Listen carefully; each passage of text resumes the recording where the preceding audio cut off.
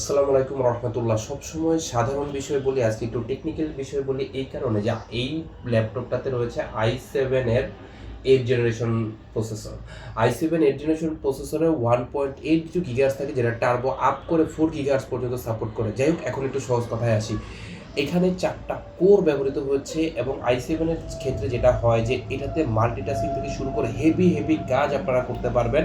অর্থাৎ এইচপি ল্যাপটপের ক্ষেত্রে যদি i5 প্লাস যায়, অর্থাৎ i7 যেহেতু এই ল্যাপটপটাতে রয়েছে 440 G5 প্রোবুকের এই সিরিজে আপনি i7 8 জেনারেশন পাচ্ছেন, 8 জিবি র্যাম, 256 জিবি এসএসডি পাচ্ছেন।